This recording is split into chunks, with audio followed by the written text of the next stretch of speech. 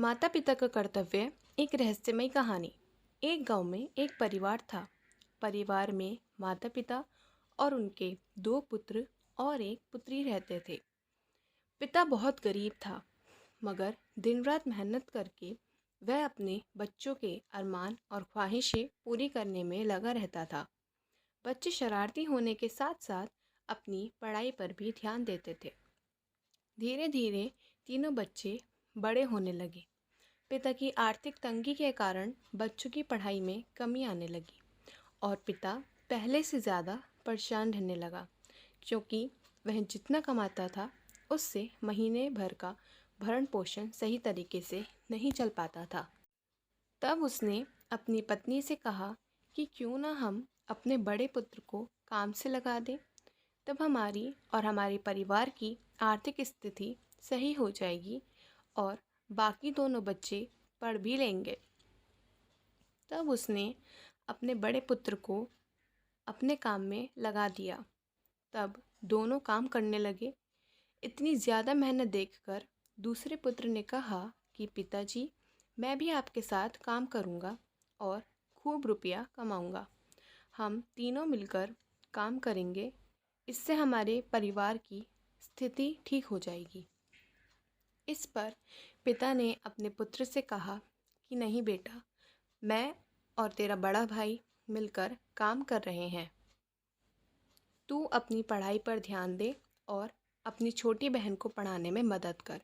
जिस तरह से मैं परेशान हूँ उस तरह से तुम परेशान मत होना और ना ही किसी के आगे अपने हाथ फैलाना, क्योंकि इंसान के साथ ज़िंदगी भर इंसान के हाथ पैर और दिमाग ही काम करते हैं। कुछ इंसान हाथ पैर से दिन रात मेहनत करके भी भरण पोषण नहीं कर पाते और कुछ इंसान पढ़ लिख कर अच्छी नौकरी पर लगकर दिमाग से भरण पोषण कम समय में कर लेते हैं। इतना सुनकर दूसरे पुत्र ने अपनी पढ़ाई पर ध्यान देना शुरू कर दिया और अपनी छोटी बहन को भी पढ़ाना शुरू कर दिया। पढ़ाई में होशियार होने के साथ साथ अपने अच्छे अंकों से स्कूल में अव्वल स्थान प्राप्त किया और आगे पढ़ने के लिए और आर्थिक तंगी गहराने के कारण उसने खाली समय में छोटे छोटे बच्चों को शहर में पढ़ाना शुरू कर दिया। उससे वह भी थोड़ा बहुत खर्च अपने पिता को भी देने लगा।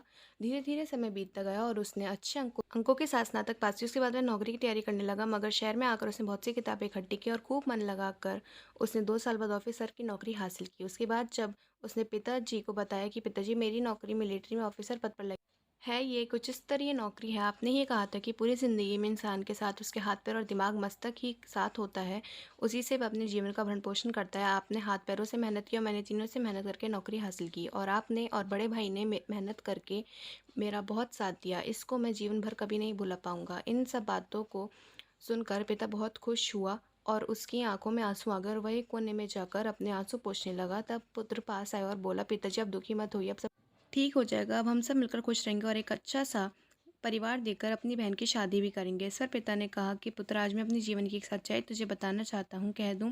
पुत्र ने कहा, हाँ पिताजी, ये आपका मुझ पर पूरा अधिकार है, आप ज़रूर कहिएगा। तब पिता ने कहा कि हे पुत्र, आज से 27 साल पहले तुम मुझे एक गाँव के मंदिर के बाहर की सीढ़ियों पर रोते हुए दिखाई दिया था।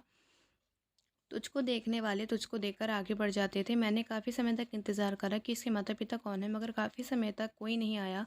काफ़ी इंतज़ार ख़त्म होने के बाद मैंने और मेरी पत्नी ने तुझको वहाँ से अपनी गोद में उठा लिया और वहाँ के पुजारी के पास गए और इस घटना की जानकारी दी, मगर वहाँ भी काफ़ी समय तक वहाँ पर तेरे माता पिता का पता नहीं चल सका। तब हम दोनों ने पुजारी जी के पास जाकर इस घटना के बारे में बताया, मगर काफ़ी समय तक वहाँ कोई नहीं आया। उसके बाद हमने पुजारी जी से कहा कि इसको हम दोनों अपने साथ ले जा रहे हैं, अगर इसके माता पिता आए तो उनको हमारे यहाँ भेज देना। मगर आज 27 साल हो गए हैं और अभी तक कोई नहीं आया, मगर मैंने भगवान को साक्षी मानकर और तेरी माता ने तुझको पालने की और काबिल और कामयाब बनाने की पूरी कोशिश की। आज वह पूरी हो गई।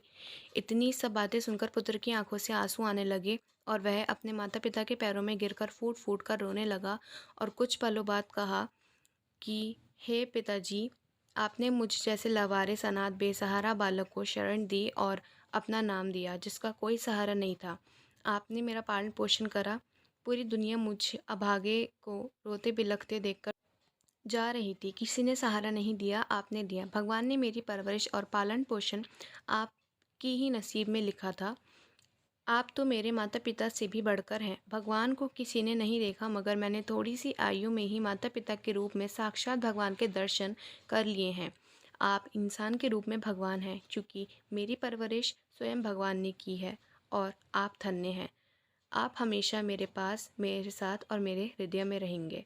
अगर आपको ये कहानी अच्छी लगी हो तो इस चैनल को लाइक, सब्सक्राइब और शेयर ज़रूर करें।